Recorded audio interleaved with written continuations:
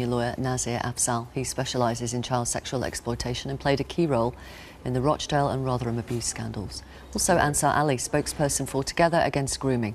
That's an organisation set up to tackle sexual grooming in the UK, including working with mosques and Islamic centres. Welcome both of you. Mr Afzal, how do you respond to what is being uncovered in Telford? It's not a surprise. I prosecuted, as you know, the Rochdale case 7 years ago now, and I said then that this was the tip of the iceberg, that there were parts of this country where this type of model of sexual abuse was taking place, that authorities hadn't recognised it, that they lifted up the stone, they would see it. I prosecuted, when I led nationally, I prosecuted the Telford original prosecution. I knew then that this was a bigger issue, not just in Telford, but everywhere. But I still, 7, 8 years on, see stories like Holly's, where she's not being listened to, she's not being believed, her abusers have gained some, almost acted with impunity because they realise the authorities aren't going to do anything about it. And she is one of probably thousands of young girls and young boys who are being abused in street grooming up and down the country, and I'm pretty sure, Victoria, wherever you look, you will find. What, you mean in every town and city across the country? Every town and city. The Children's Commissioner, in her own report 4 or 5 years ago, went as far as saying every hamlet. I don't know what a hamlet is, but certainly anywhere you will find, where you find groups of men, you will find there are predators amongst them that will abuse children. But you would like to think, would you not now, in 2018, from what we have learned from previous scandals, the authorities, the police, social workers, medical professionals would treat those who are being exploited as victims now?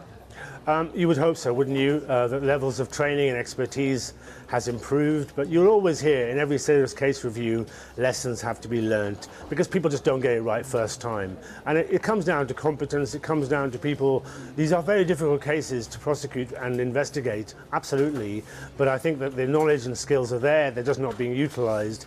And it's also an impact, I think, of austerity, that we've lost some expertise and specialism in an area where we need expertise and specialism, but ultimately we need empathy. We need to understand that these victims need something more than most victims do, and they're not being given it.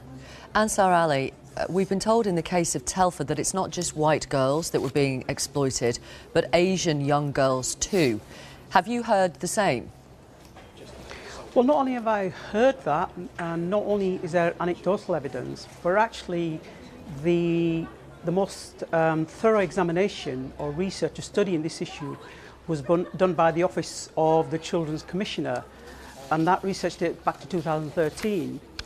And according to that research, about a third of the victims were felt to be from, if you like, a non-white background, a black and minority ethnic background. And going back to 2013, when the Home Affairs Committee was taking evidence on this issue, one of their conclusions was that whilst in the official statistics the proportion of victims that come from, if you like, a non-white background is low, when they actually went out to the various towns and cities and met agencies that were dealing with these issues on the ground, they got a totally different picture. So although in the official statistics a disproportionate number of victims might be white girls, but we know unofficially, anecdotally and backed up by research that the reality is a little bit different. Okay. And when you so let me ask you, why have some Asian men exploited and abused young girls? I mean, that's a complicated question, but I think in lots of these cases, what you find is that there's links between these gangs who are involved in CSC, who are involved in grooming these young girls, and in crime. They're involved in all sorts of criminal activity, they're involved in drugs, and they see this as a diversification of their activity, if you like.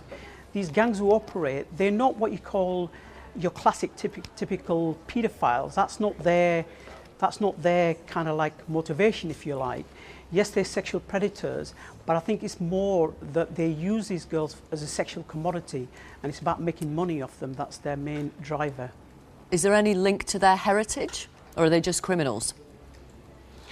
I don't think there is a link to their heritage, because most people from their background don't commit these sort of acts. the vast majority of people find their actions reprehensible from all communities, including the communities from which they originate. So I don't think that's the cause. Okay. And a final thought: the statement from a statement from the Home Office is called child sexual exploitation a national threat. Would you agree?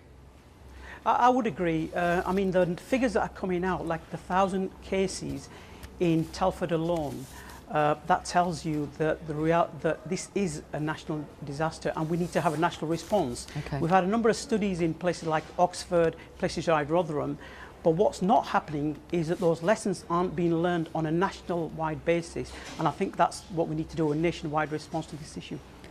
Thank you both very much. Thank you, Ansar Ali from Together Against Grooming and Nazir Afzal. Thank you. A senior lawyer, played a key role in the prosecutions in the Rochdale and Rotherham abuse scandals. Thanks for your messages as well. Many of you